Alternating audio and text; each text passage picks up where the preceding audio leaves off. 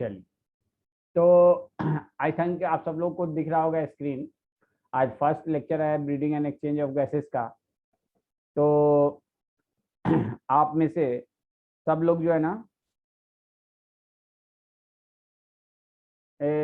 सबको मालूम होगा ब्रीडिंग और रेस्पायरेशन, लेकिन यहाँ पे हेडिंग नहीं है breeding and respiration, breeding and exchange of gases. देखो हेडिंग में क्या किया इन्होंने, breeding and exchange of gases, दो टर्म लिखा है। What is breeding and what is exchange of gases? क्या सेम चीज है या अलग चीज है? सेम चीज है या अलग चीज है? ब्रीडिंग और एक्सचेंज ऑफ गैसेस। देखो हेडिंग क्या दिया है, breeding and exchange of gases.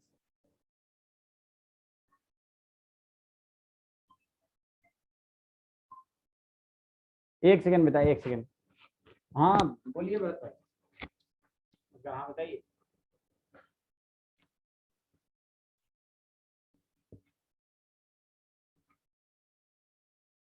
Book की हाँ हाँ। अरे अभी तो मैं क्लास ले रहा हूँ, अभी तो मैं फोन ही नहीं कर पाऊंगा, अभी तो मैं क्लास ले रहा हूँ, क्लास में हूँ। ठीक, हाँ हाँ क्लास ले रहा हूँ। ठीक ठीक ठीक ठीक है। देखो breeding is a form of exchange of gases. नहीं सुनो, ब्रीडिंग का मतलब क्या होता है ना, इनहेलेशन एंड एक्सहेलेशन। जैसे हम लोग नाक से, देखो बिल्कुल इंटर लेते हैं तभी तो बात है ना। आस्था बहुत ही डिप्लोमेटिक आंसर दे रही है कि sir they are different but interrelated. ठीक है ना, बिल्कुल जाहिर सी बात है, जब इंटर लेते थे तभी एक साथ लिखा है। ठीक है ना, she is giving the very diplomatic answer. Breeding का मतलब क्या होता है, इनहेलेशन एंड एक्सहेलेशन। भाई हम लोग नाक से एयर को लेते हैं, नाक से एयर को छोड़ते हैं, तो इसको हम क्या कहते हैं, ब्रीडिंग। और एक्सचेंज ऑफ गैसेस का मतलब क्या हुआ, जो रेस्पिरेटरी सरफेस थे, जैसे कि हमारा लंग है, लंग में रेस्पिरेटरी सरफेस क्या है, अलवेलाई है। अलवेलाई से एक्सचेंज ऑफ, बेटा breeding and exchange of gases चल रहा है, आज अभी शुरू हुआ है। तो ब्रीडिंग का मतलब हुआ कि कहीं से भी अगर हम बाहर इन्वायरमेंट से डायरेक्टली एयर आ रहा है, एयर जा रहा है तो इन्वायरमेंट में, तो उस जगह को हम कहेंगे ब्रीडिंग। और एक्सचेंज ऑफ गैसेस का मतलब हुआ रेस्पिरेटरी सरफेस से सेल्स में या ब्लड में खून का जाना, उसको हम कहते हैं एक्सचेंज ऑफ गैसेस। अब देखिए नॉर्मली हम लोग क्या एक गलती करते हैं कि ब्रीडिंग किस, क्या गलती करते हैं कि ब्रीडिंग जो होता है ना,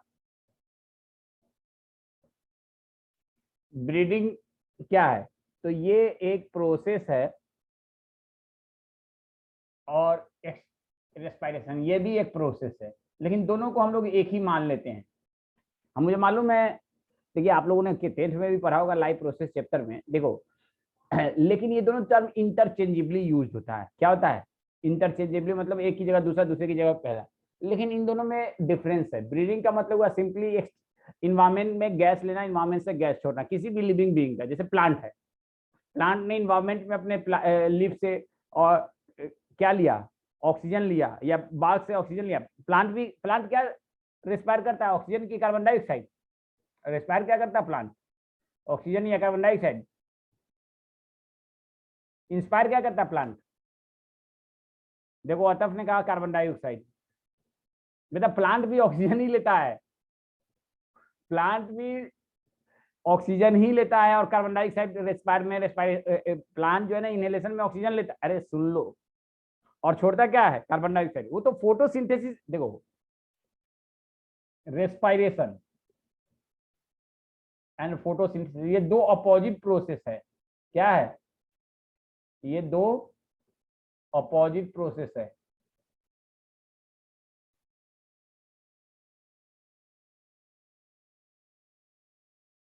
क्या है, अपोजिट प्रोसेस है। रेस्पायरेशन का मतलब क्या हुआ, बर्निंग ऑफ फूड, और फोटोसिंथेसिस का मतलब फॉर्मेशन ऑफ फूड। समझ में आया ना बात। तो नॉर्मली हम लोग क्या करते हैं, ब्रीडिंग और रेस्पिरेशन टर्म को इंटरचेंजेबली यूज करते हैं, लेकिन ये गलत बात है। ब्रीडिंग क्या है, इन्वायरमेंट में से ऑक्सीजन को लेना, कार्बन डाइऑक्साइड को इन्वायरमेंट में छोड़ना। रेस्पिरेशन का मतलब क्या है, बर्निंग ऑफ फूड।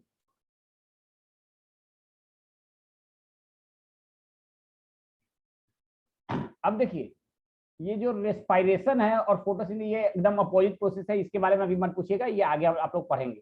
ठीक है। अब डिफरेंट ऑर्गेनिज्म जो है ना, ब्रीडिंग अलग अलग स्ट्रक्चर से करता है। जैसे हम लोग किस चीज से करते हैं ब्रीडिंग, हम लोग किस चीज से ब्रीडिंग करते हैं बेटा? नहीं, breeding and exchange of gases शुरू हुआ है प्रताप, हम लोग किस चीज से, लंग से एनवायरमेंट में।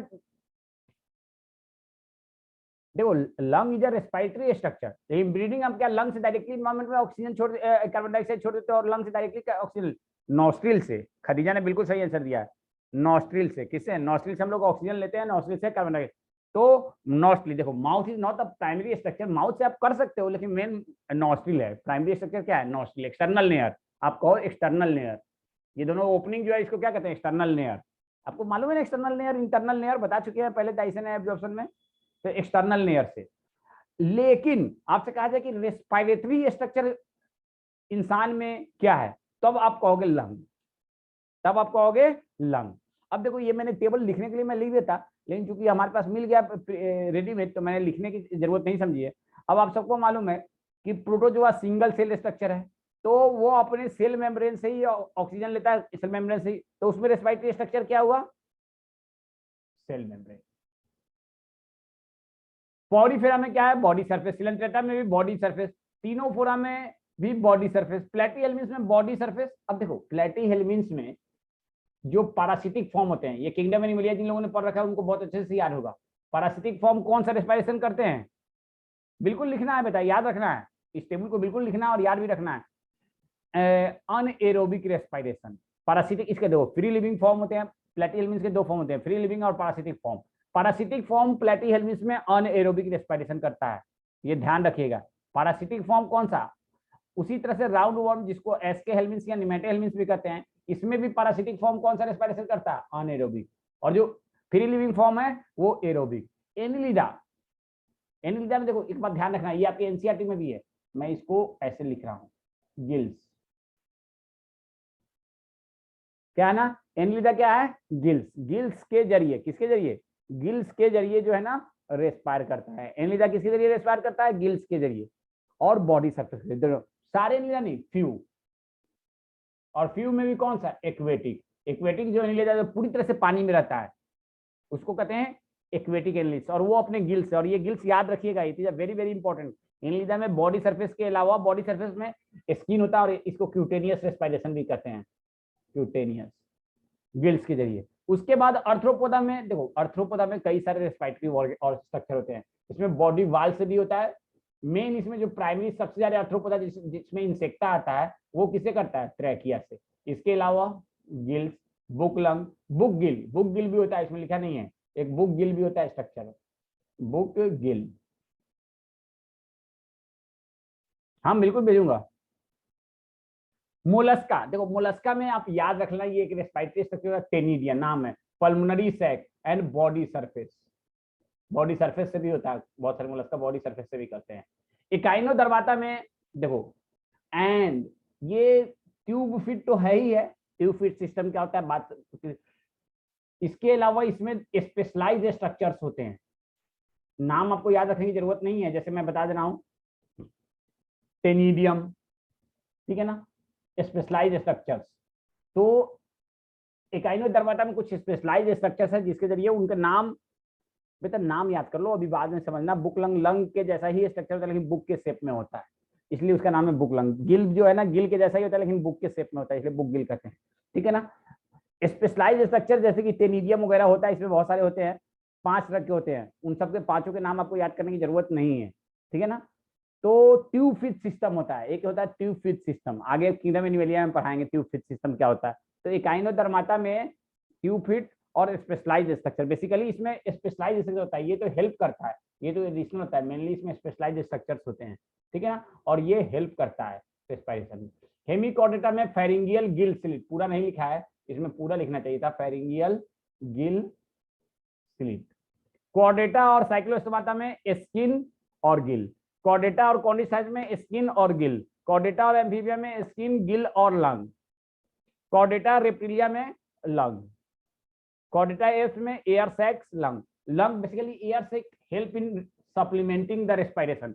जब हम किंगडम एनिमलिया आपको पढ़ाएंगे तो इसका मतलब समझाएंगे, सप्लीमेंट द रेस्पिरेशन, ये वर्ड याद रखिएगा। और जिन लोगों ने पढ़ रखा होगा उनको याद होगा। क्यों भाई, याद है किसी को? किसी को याद है ये? किसको किसको याद है? हाथ उठाओ था जल्दी से। बस एक बच्चे को याद है, मधिया को खाली। चलो गुड, इसका मतलब 2 बच्चे को याद है। वेरी गुड, 3 बच्चे को याद है। चलो सही है, अच्छी बात है। और मैमेलिया में भी लंग। तो ये आपको याद रखना है, ठीक है ना। अब देखिए, यहाँ पे मैंने आप लोगों के लिए ये बात आप सबको मालूम है, कोई इसमें नया बात नहीं है, you all know very well. The two terms breeding and respiration are not synonymous. Breeding is an extracellular physical process involving intake and removal of gases. No energy is released and the action of enzyme is involved. कोई इसमें energy release होता नहीं। Respiration on the other hand is an intracellular biochemical involving exchange of gases and oxidation of food molecule in cell. It involves action of enzymes and releases energy. The breeding process is restricted to organs while respiration occur in all the cells of the body. ठीक है ना? क्या it provide bioenergy? हाँ बिल्कुल। Organism that undergo aerobic response, ये आप सबको मालूम है, उसको एरोब कहते हैं और अनएरोब कहते हैं। अब आइए, कुछ टर्मिनोलॉजी है। देखो जैसे हम लोग में कौन सा रेस्पिरेशन होता है? कौन सा रेस्पिरेशन होता है बताओ भाई? Pulmonary respiration. कौन सा respiration? Pulmonary respiration. Pulmonary respiration का मतलब क्या हुआ? देखो क्या होता है ना, एनसीईआरटी के बुक में एक बात देखो, पहले समझ लो इस बात को। एनसीईआरटी के बुक में क्या लिखा है? Breathing commonly known as respiration.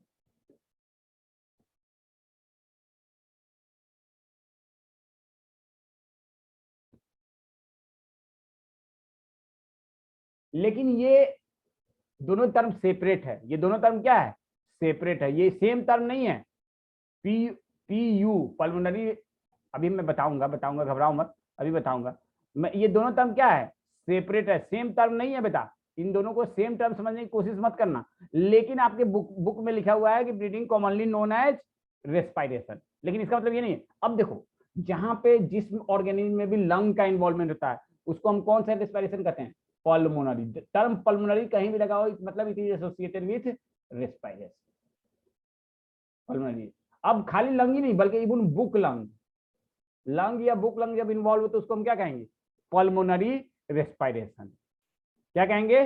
Pulmonary respiration. अब आप सबने कॉकरोच तो पढ़ रखा है ना? कॉकरोच तो पढ़ रखा है ना? याद है कि नहीं कॉकरोच, या भूल गए? कॉकरोच याद है या भूल गए? जी ठीक है ना। तो कॉकरोच में क्या होता है? ट्रैकियल सिस्टम होता है ना, याद है ना ट्रैकियल सिस्टम। और जहां कहीं भी ट्रैकियल सिस्टम का इन्वॉल्वमेंट होता है तो उसको हम कहते हैं ट्रैकियल रेस्पिरेशन। ट्रैकियल सिस्टम का इन्वॉल्व होता है तो उसको हम क्या कहते हैं? Tracheal respiration. लंग का इन्वॉल्वमेंट होता है, लंग का तो बता ही दिया। अब अगर आपको गिल का इन्वॉल्वमेंट हो, गिल या बुक गिल, बुक गिल या बुक गिल का इन्वॉल्वमेंट हो तो उसको क्या कहते हैं? उसको कौन सा रेस्पिरेशन कहते हैं? उसको हम कहते हैं ब्रैंकियल रेस्पिरेशन। कौन सा रेस्पिरेशन कहते हैं? Branchial respiration. ठीक है ना। इसके अलावा बॉडी सरफेस रेस्पिरेशन भी होता है। क्या होता है? Body surface respiration. Body surface respiration में हम लोग 2 चीज को रखते हैं, बॉडी सरफेस रेस्पिरेशन। अगर जैसे कि पॉरीफेरा, सिलेंट्रेटा, टिनोफोरा, सब में बॉडी सरफेस है। एनिलिडा में भी बॉडी सरफेस है, लेकिन यहाँ तो या तो स्किन का इन्वॉल्वमेंट होगा या डायरेक्टली बॉडी का। जैसे कि एनिलिडा में क्या होता है? स्किन का इन्वॉल्वमेंट होता है, और फ्रॉग में क्या होता है? स्किन का इन्वॉल्वमेंट होता है, तो वो कहलाता है क्यूटेनियस। वो कौन सा रेस्पिरेशन कहलाता है? क्यूटेनियस, जब स्किन का इन्वॉल्वमेंट होता है। अगर सिर्फ बॉडी का हो तो बॉडी सरफेस का देते हैं। क्या कर देते हैं? बॉडी सरफेस रेस्पिरेशन का देते हैं। ठीक है ना। तो ये बात आपको इतना याद रखना होगा कि कौन सा रेस्पिरेशन, स्पेशली इसमें आपको ये सब बात याद रखना होगा कि बुक लंग या लंग का इन्वॉल्वमेंट हो, पल्मोनरी ट्रैकियल सिस्टम का ट्रैकियल रेस्पिरेशन, गिल या बुक गिल का तो ब्रैंकियल रेस्पिरेशन। अब आप लोगों में से कौन बताएगा कि जैसे क्यूटेनियस रेस्पिरेशन किसमें किसमें देखा जाता है?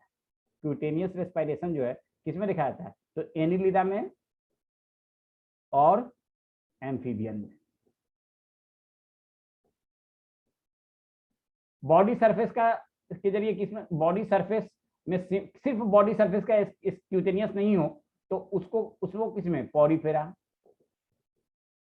फिलेंथ्रेटा, ये तो ऊपर बता ही दिया गया है, मैं एक बार फिर भी लिख देता हूँ, टिनोफोरा बता दिया गया है ऊपर में, एक्सेट्रा मैं लिख देता हूँ, ठीक है ना। तो ये बात आपको ध्यान रखना होगा, प्लीज लिसन केयरफुली, ठीक है ना।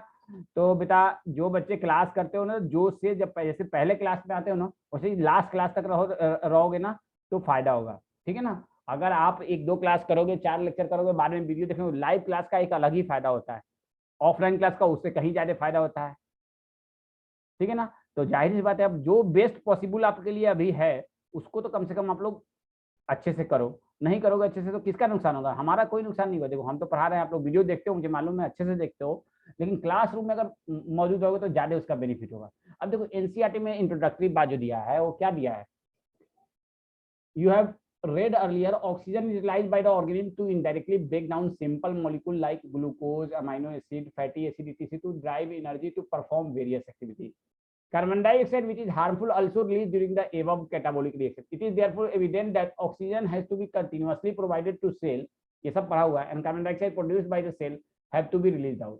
This process of, देखो अब यहाँ पे आगे देखो क्या कह रहा है, सुन लो प्लीज लिसन केयरफुल्ली। एनसीईआरटी में यहाँ पे ऐसा नहीं कि एनसीईआरटी में जो भी बात होता है वो बिल्कुल सही होता है, एनसीईआरटी में जो भी बात होता है बिल्कुल सही होता है, कई बार, हाँ बिल्कुल पढ़ाऊंगा। You have read earlier, oxygen is utilized by the organism to indirectly break down simple molecule like glucose, amino acid to derive energy to perform various activities. Carbon dioxide, which is harmful, also released during the above category. It is therefore evident that oxygen is to be continuously provided to the cells and carbon dioxide produced by the cell have to be released. This process of exchange of oxygen from the atmosphere with carbon dioxide produced by the cells, देखो यहाँ पे basically अब देखो इनका ये एक cell है, इस सेल ने,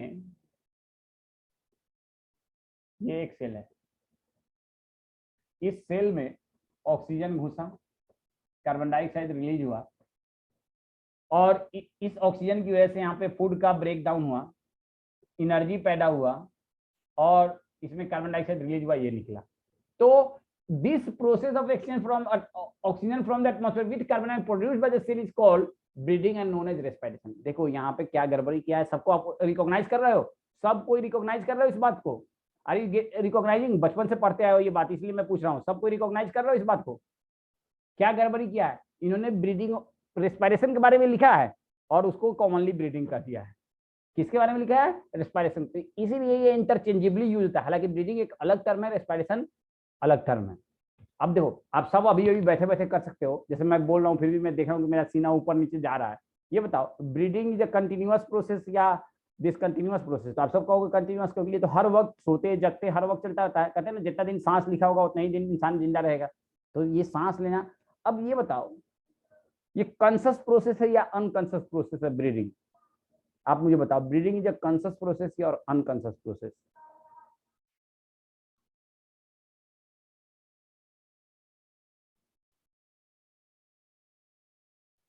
किसी ने लिखा बोथ, आपने क्यों लिखा बोथ, किसने लिखा है बोथ, किसी ने लिखा है बोथ, हाँ प्रभांशु ने लिखा है, और आई एम क्वाइट इम्प्रेस की प्रभांशु ने लिखा है बोथ।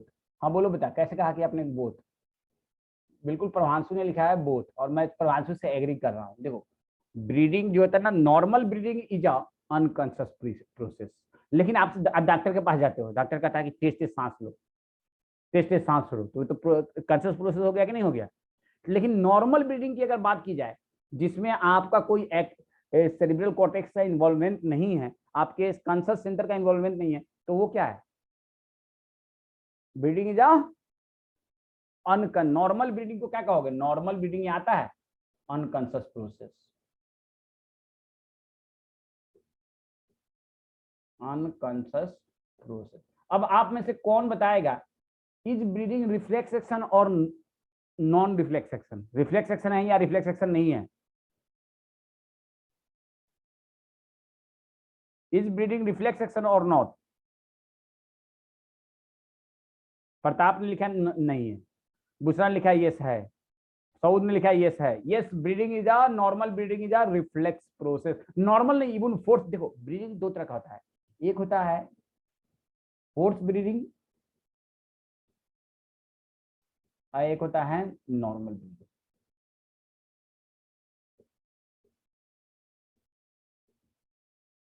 एक होता है रैपिड ब्रीडिंग। इन तीनों में डिफरेंस मालूम है आपको? नॉर्मल ब्रीडिंग, फोर्स ब्रीडिंग और रैपिड ब्रीडिंग। मैं बताता हूँ। नॉर्मल ब्रीडिंग जो अभी सांस ले रहे हो, सांस छोड़ रहे हो।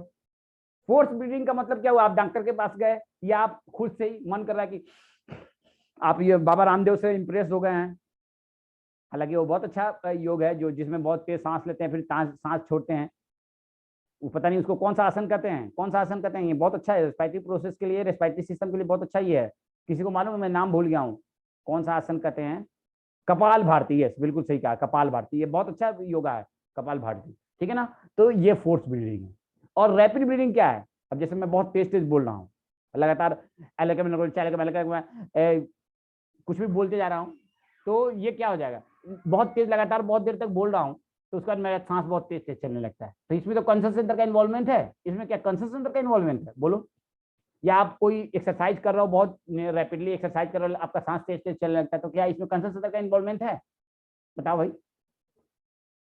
नहीं। तो ये कहलाएगा रैपिड ब्रीदिंग। ये तीन तरह का ब्रीदिंग है। अब देखो, ये नॉर्मल ब्रीदिंग और rapid breathing both are reflex action. ये रिफ्लेक्स एक्शन है। और रिफ्लेक्स एक्शन जो होता है ना, हमारे सर्वाइवल के लिए जरूरी है ये। लेकिन फोर्स ब्रीदिंग जो है ना, ये रिफ्लेक्स एक्शन नहीं कहलाएगा। ये तो आपके कंसर्न सेंटर से डायरेक्टली कंट्रोल होता है। अब आइए, तो हमारे चेस्ट ऊपर नीचे होता रहता है। तो आपने से कभी सोचा है कि ये ब्रीदिंग, ये चेस्ट हर वक्त ऊपर नीचे क्यों होता रहता है? आपके एनसीईआरटी में क्वेश्चन लिख रहा है कि place your hand on your chest, can you feel the chest move up and down? You know it is due to breathing. How do we breathe? कैसे हम लोग ब्रीथ करते हैं? तो हम लोग ब्रीथ करते हैं बेसिकली, ब्रीदिंग के लिए कुछ मसल्स हैं। वो मसल्स कहलाते हैं external intercostal muscles and diaphragmatic muscles. दो सुनो, दो मसल, एक्सटर्नल इंटरकोस्टल मसल। मैं नाम लिख रहा हूं, आगे बताऊंगा कौन से muscle. External intercostal muscle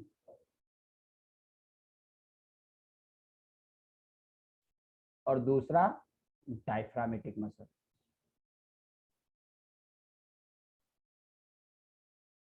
diaphragmatic muscle, ये दोनों मसल नॉर्मल ब्रीदिंग के लिए जरूरी है। इन दोनों मसल का कॉन्ट्रैक्शन होना जरूरी है। ब्रीदिंग में दो प्रोसेस होता है। ब्रीदिंग में कितने प्रोसेस होता है? ब्रीदिंग में दो प्रोसेस होता है। एक होता है इनहेलेशन और दूसरा होता है एक्सहेलेशन। अब मैं कह रहा हूं, आप में से आप फीस दो, तो क्या बहुत आसानी से कोचिंग का फीस दे देते हो? बताओ भाई। बहुत आसानी से कोचिंग का फीस या कहीं का भी दे देते हो? कहीं पैसा देना होता तो बहुत आसानी से दे देते हैं? नहीं, कहीं भी दे देते हैं बहुत आसानी से पैसा, कोई भी मांगे तो? नहीं ना देते हैं। लेकिन जब आपको देना हो तो आप बहुत आसानी से दे सकते हैं। मुझे मान लिया किसी से पैसा लेना है तो बहुत मुश्किल है, लेकिन मुझे जब देना है, मुझे देना है, तो मैं अपने विल पे बहुत आसानी से दे सकते हैं। तो नॉर्मली लेना is a very difficult thing and देना इज अ इजी थिंग। तो इनहेलेशन ऑलवेज याद रखिएगा इज अ एक्टिव प्रोसेस। कौन सा इनहेलेशन? Normal inhalation. जब नॉर्मल ब्रीदिंग में, कौन से ब्रीदिंग में? नॉर्मल ब्रीदिंग में जो नॉर्मल इनहेलेशन है ना एंड नॉर्मल एक्सहेलेशन। इनहेलेशन का दूसरा नाम क्या है? इंस्पायरेशन। इसका दूसरा नाम क्या है? इंस्पायरेशन। तो इंस्पायरेशन जो नॉर्मल इनहेलेशन या नॉर्मल इंस्पायरेशन है, और नॉर्मल एक्सहेलेशन और नॉर्मल एक्सपायरेशन है, तो ये कौन सा प्रोसेस है? Active process. कौन सा प्रोसेस है? Active process. और ये कौन सा प्रोसेस है? Passive process. पहली बात तो याद रखिएगा, मतलब इसमें एनर्जी का इस्तेमाल नहीं होता है। ठीक है, कोई दिक्कत? अब तो यार नहीं कोई प्रॉब्लम? तो आपको इस क्वेश्चन का आंसर मिल गया कि हाउ डू वी ब्रीथ। अब इसका आगे हम फर्दर बहुत एक्सप्लेन करेंगे, एक एक चीज को बताएंगे। The respiratory organ and the mechanism of breathing. अब ये आगे का बात है। अब देखो, ये बताओ, हमने यहाँ पे जो बताया कि अलग अलग एनिमल में अलग अलग रेस्पिरेटरी ऑर्गन है। अलग अलग एनिमल में अलग अलग रेस्पिरेटरी ऑर्गन। ऐसा क्यों है? वाई? आप बिल्कुल देखिए, ईमानदारी से आंसर दीजिएगा, बिना देखे हुए कहीं, कॉमन सेंस से अपने दिमाग को इस्तेमाल करके। क्यों है भाई? अलग अलग ऑर्गेनिज्म में अलग अलग प्रकार। ये सराउंडिंग बोल रहा है प्रभांशु। खदीजा बोल रही है डिमांड ऑफ ऑक्सीजन। मैं आप सबका दूसरा बोला इवोल्यूशन। किसी ने बोला बॉडी स्ट्रक्चर, किसी ने, देखो ये तो अब्दुल्ला ने तो पूरा पूरा एनसीईआरटी देख के बोल दिया, level of organization. Body design किसी ने बोला, मोहम्मद सऊद रजा ने। हम सऊद ने पूरी ईमानदारी से आंसर दिया है, सऊद ने पूरे ईमानदारी से आंसर दिया है। बाकी लोग जैसे जिसने भी लिखा है लेवल ऑफ ऑर्गेनाइजेशन तो एनसीईआरटी से देख के दिया है, लेकिन सऊद ने सोच के दिया है। बताओ मैं गलत कर रहा हूँ कि सही कर रहा हूँ? एम आई राइट और रॉन्ग? बाकी लोग बताओ, एनसीईआरटी से जिसने भी लेवल ऑफ ऑर्गेनाइजेशन लिखा है या वो एनसीईआरटी से देख के बोला है ना? अब्दुल्ला ने कहा नहीं देखा मैंने, तो चलिए ये आपने भी अच्छा आंसर दिया है, गुड। तो देखो बेसिकली क्या है ना, बॉडी स्ट्रक्चर का मतलब क्या हुआ? Level of organization. Level of, देखो नीड फिट नहीं, इसलिए मैंने पूछा है कि आप लोग क्या सोचते हो। देखो मैं पहली बात ईमानदारी से सुन लो ध्यान से, किस चीज पे डिपेंड करता है? जो ये डिफरेंट रेस्पिरेटरी स्ट्रक्चर है ना, it's depends upon, it's depends upon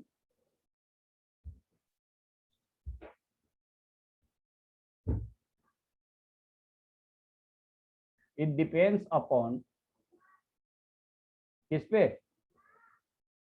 level of organization और body structure. Level of organization इसी का मतलब है बॉडी स्ट्रक्चर।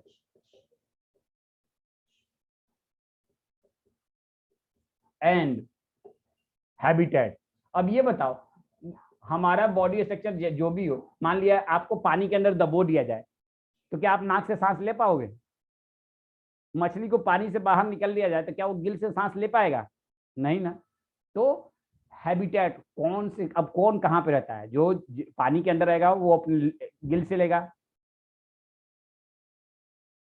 ठीक है ना। और जो जिस हैबिटेट में रहेगा, कहाँ पे रहेगा? हैबिटेट में। अब जाहिर सी बात है, कोई एयर टेरेस्ट्रियल एनवायरनमेंट में रहेगा तो लंग से लेगा या बुक लंग से लेगा या ट्रैकियल सिस्टम से लेगा। जो पानी में रहेगा वो बुक गिल से लेगा या गिल से लेगा या क्यूटेनियस लेगा। क्यूटेनियस जो है बेसिकली मॉइस्ट सरफेस होता है, वो भी टेरेस्ट्रियल एनवायरनमेंट एडाप्टेशन है, टेरेस्ट्रियल एडाप्टेशन है, ठीक है ना। तो टेरेस्ट्रियल एडाप्टेशन में क्या कौन कौन से रेस्पिरेटरी स्ट्रक्चर आते हैं? टेरेस्ट्रियल एडाप्टेशन में, टेरेस्ट्रियल एडाप्टेशन में, तो टेरेस्ट्रियल एडाप्टेशन में जो आते हैं वो आते हैं लंग,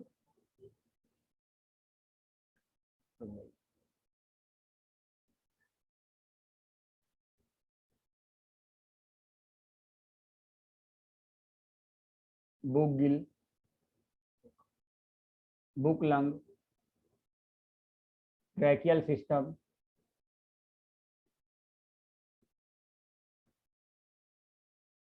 इसके अलावा cutaneous.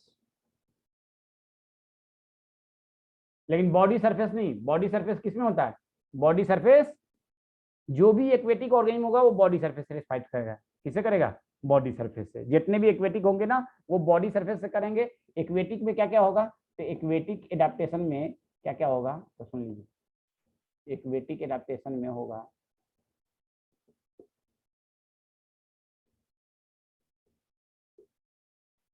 Gill, book Gill and body surface, ठीक है। इसके अलावा tube fit system, tube fit system जो कि एक आइनोडर्माटा में पाया जाता है, ये भी एक्वेटिक एडाप्टेशन है। इसके अलावा टेनिडियम, टेनिडियम चाहो तो छोड़ दो, हटा, टेनिडियम उडियम आपसे पूछा नहीं जाएगा, सही चीज, ठीक है ना। तो इतना आपको ये एक्वेटिक एडाप्टेशन हो गया। अब देखिए अब आपके एनसीईआरटी में क्या लिख रहा है कि mechanism of breathing very among different group of animal depending mainly on their habitat and level of organization. ये लाइन आपको भूलना नहीं है, ये लाइन आपको भूलना नहीं है। Lower invertebrate like sponges, coelenterata, flatworm exchange oxygen by simple diffusion. देखो over there entire body surface, diffusion के जरिए। देखो अच्छा ये बताओ, लंग में, हमारे लंग में जो गैसेस एक्सचेंज होते हैं वो सिंपल डिफ्यूजन होता है या कोई बहुत ही कॉम्प्लेक्स डिफ्यूजन है? बताओ भाई। या क्या कहते हैं एक्टिव डिफ्यूजन है लंग में? तो ऐसा क्यों लिखा है आपके एनसीईआरटी के बुक में? क्यों लिखा है कि lower organic invertebrate like sponges, flatworm etc. exchange oxygen and carbon dioxide over there entire body surface. यहाँ पे इंटायर बॉडी सरफेस लिखा है, इसलिए कहीं भी एक्सचेंज ऑफ गैसेज होता है ना, कहीं भी किसी भी ऑर्गेनिज्म में, एक्सचेंज ऑफ गैसेज जो होता है ना उसके रेस्पिरेटरी स्ट्रक्चर से वो सिंपल डिफ्यूजन के जरिए ही होता है, ये याद रखना। लेकिन यहाँ पे क्या लिखा है, इंटायर बॉडी सरफेस से, ठीक है ना। Earthworm use their moist cuticle and insect have a network of tube, tracheal tube to transport atmospheric air within the body. अच्छा ये बताओ, कॉकरोच जो है exchange of gases simple diffusion से करता है या एक्टिव ट्रांसपोर्ट से? कॉकरोच, अभी हमने क्या बोला, नहीं अरे बुशरा एक्टिव नहीं लिखना है बुशरा, अभी हमने इसीलिए दोबारा पूछा है। फिर बुशरा वही गलती, मारेंगे दो थप्पड़ मेरे सामने होती है तभी तुमको दो थप्पड़ लगाता मैं। मैंने क्या बोला, सारे ऑर्गेनिज्म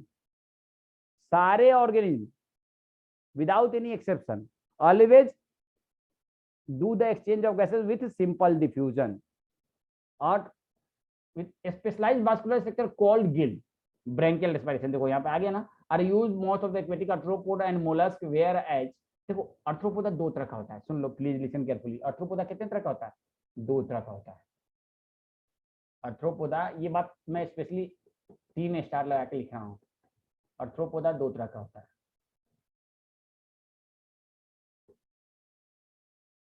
एक्वेटिक जो पानी में रहे और दूसरा टेरेस्टेरियल जो हवा में रहे।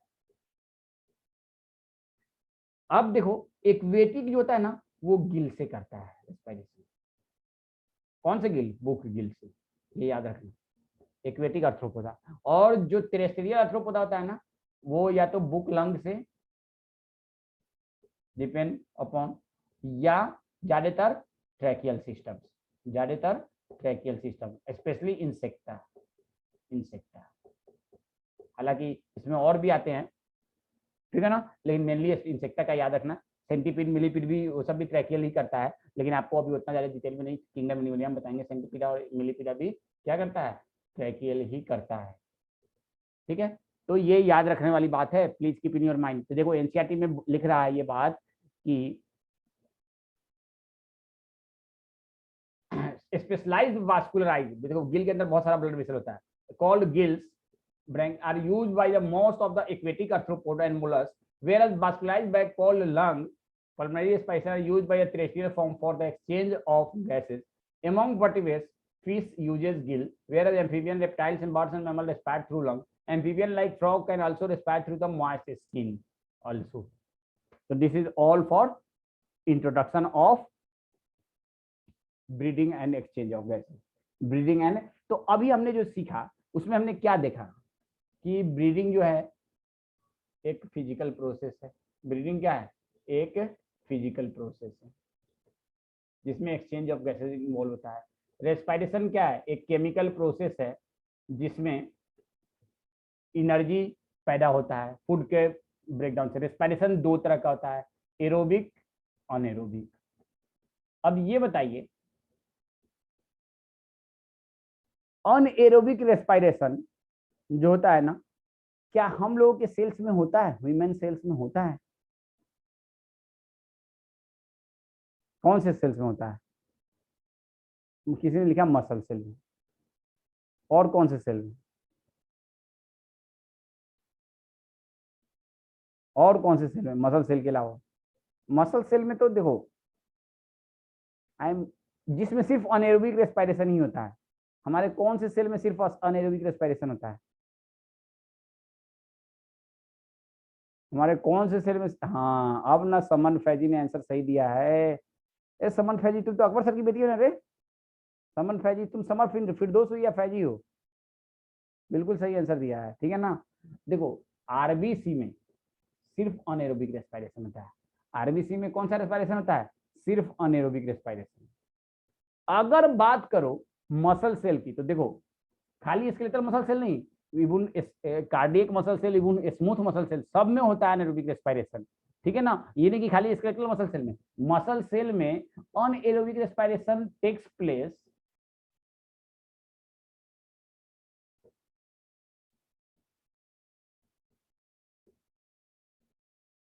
only when oxygen is not provided as much required।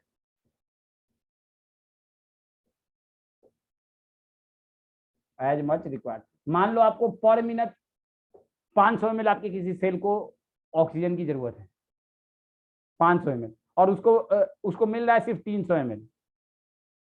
Abdullah ने भी सही आंसर दिया, thank you, good.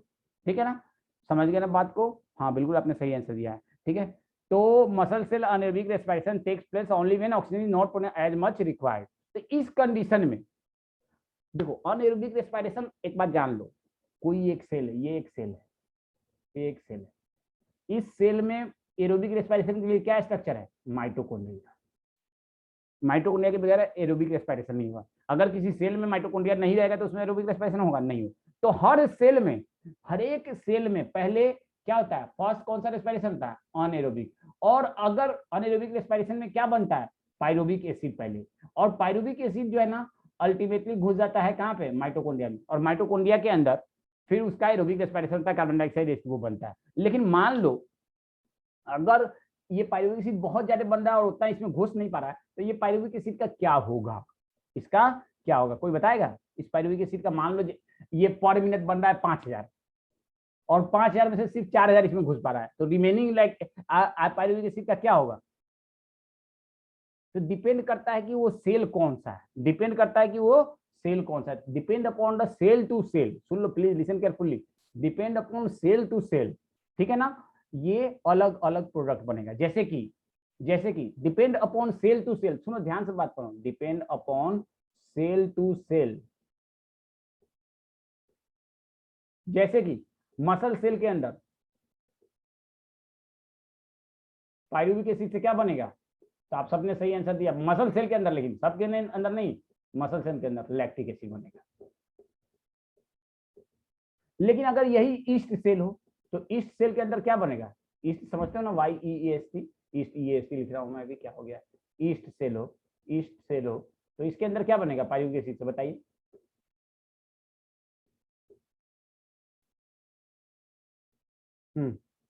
Ethyl alcohol. क्या बनेगा? Ethyl alcohol. तो डिपेंड अपॉन सेल, अलग कुछ और सेल में कुछ और अलग चीज बनेगा, लेकिन आपको ये दोनों तो कम से कम याद रखना ही रखना है। समझ में आया बात? एल्कोहल प्लस काउ, क्या मतलब है भाई? सेलुलोजिक फर्मेंटेशन की तुम बात कर रहे हो, मौसी मसूरी, क्या है ताने सारी फालतू का चीज पढ़ते हो? सेलुलोजिक तुम फर्मेंटेशन का, सेलुलोज भी जो ठीक है ना, मैं गलत कर रहा हूँ मोहसिन, तुम वही ना बात कर रहे हो सेलुलोजिक फर्मेंटेशन का, काऊ के अंदर जो सेलुलोज का फर्मेंट। हाँ हाँ, यही ना पूछ रहे थे तुम, काऊ के अंदर जो सेलुलोज, तो उससे क्या बनता है?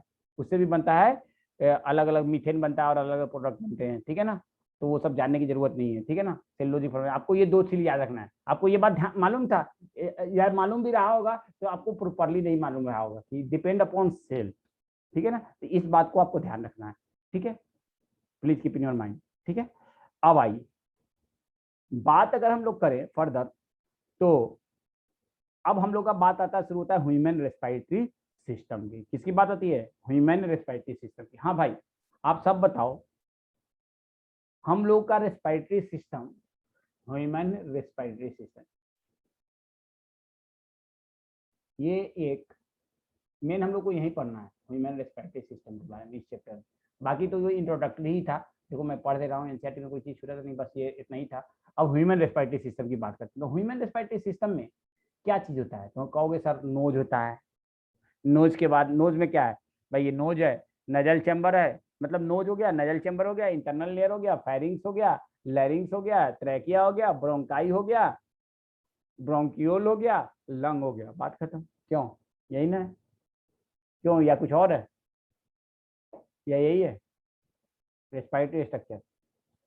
ठीक है ना, तो देखो, लेकिन इतना आसान नहीं है इसको हम इतना, लंग के अंदर अलविलाई हो गया, अरे यार लंग के अंदर ही अलविलाई हुआ, लेकिन हम लोग को थोड़ा सा प्रिसाइज पढ़ना, हम लोग मेडिकल कॉलेज में के जाने की तैयारी कर रहे हैं, तो थोड़ा सा इंटरनल स्ट्रक्चर के बारे में हम लोग को पढ़ना पड़ेगा। समझ रहे हैं ना बात को? हम सीधे सीधे कहेंगे तो बात नहीं चलेगी। समझ रहे हैं बात को? तो हम लोग को थोड़ा सा इंटरनल स्ट्रक्चर पढ़ना पड़ेगा। अब देखिए, मैं आप लोगों के सामने एक टेबल कॉपी पेस्ट करके दिखा रहा हूँ, ये मैंने बड़े महंगी बुक खरीदा है, उसी का है ये, तो मैं आप लोगों को दिखा रहा हूँ कॉपी पेस्ट करके।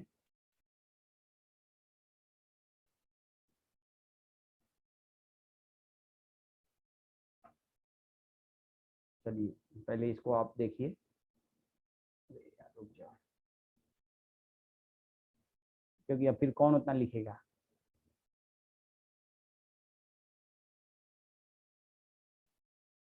अरे रुक जा, हट जा।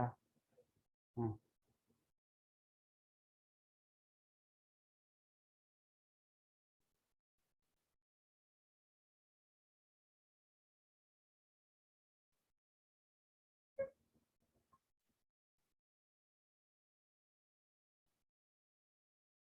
आई थिंक आपको विजिबल हो रहा होगा मैंने जो कॉपी पेस्ट किया है।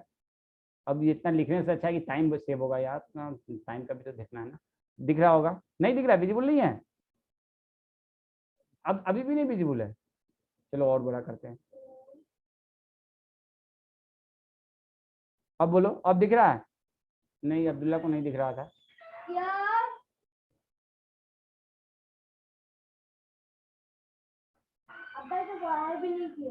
ठीक है ना। देखो, अब इसमें आप देखो एक टर्म लिखा हुआ है, मैं अभी डायग्राम भी बनाऊंगा। देखो अब इसमें एक टर्म लिखा हुआ है नोज, नोज में लिखा है vestibule, respiratory organ, olfactory region, सब पढ़ाऊंगा, सबके बारे में बताऊंगा। Nasopharynx, oropharynx, laryngopharynx, primary bronchi, secondary bronchi, tertiary bronchi, larger bronchiole, smaller bronchiole, terminal bronchiole, respiratory bronchiole. Smaller bronchiole को आप यहाँ पे लिख लो इनिशियल ब्रोंक्यूल, इनिशियल, इसको हम लोग इनिशियल ब्रोंक्यूल भी कहते हैं। उसके बाद टर्मिनल ब्रोंक्यूल, फिर रेस्पिरेटरी ब्रोंक्यूल। अब देखो यहाँ पे नीचे में दो टर्म लिखा हुआ है, कंडक्टिंग स्ट्रक्चर, रेस्पिरेटरी स्ट्रक्चर। अब इस बात को याद रखना, ये है रेस्पिरेटरी स्ट्रक्चर। ठीक है, आप लोग ऐसा करना, इस टेबल को पढ़ के आना। कल से हम शुरू करेंगे क्या कहते हैं ना, ह्यूमन रेस्पिरेटरी स्ट्रक्चर। आप इस टेबल को पढ़ के आना सिर्फ, और उसके बाद इसमें ये एपिथेलियम भी है और ये सीलिया भी है, पूरा पढ़ लेना। कहाँ कहाँ गॉबलेट सेल पाया जाता है याद मत करना, याद मत करना, ठीक है ना, सिर्फ पढ़ के आना। कल हम लोग शुरू करेंगे ह्यूमन रेस्पिरेटरी सिस्टम। ठीक है ना। आज मैं थोड़ा सा थक गया हूँ, उसमें मैं दिन में गया था अपने फार्म हाउस पे, तो वहाँ बहुत धूप में 4-5 घंटे खड़े रह गया हूँ, तो बहुत ज़्यादा थकान सी हो रही है। ठीक है ना। हाँ बिल्कुल करना है।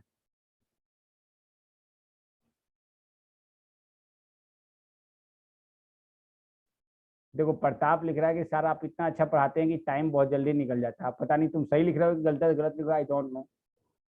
मेरा जो है ना वो इकरा स्कूल के पास में है, तो उसमें मैं 4-5 घंटे खुदाई करवा रहा था ना, तो 4-5 घंटे धूप में रह गया हूँ, बहुत ज़्यादा थक गया हूँ। Thank you, thank you. चलो बेटा, अब आप लोग आओ क्लास में, फिर मज़ा आएगा। क्लासरूम में ही तो मज़ा आता है ना। चलो ठीक है, ओके, गुड नाइट। जो अनसरी बात क्लास में कर रहा था उसका नाम क्या है? कोई अननेसेसरी बात नहीं कर रहा है बेटा, सब लोग अच्छे से बात करते हैं, अच्छे बच्चे हैं सारे। अनसरी किस है? वो तो ऐसे ही मजे के लिए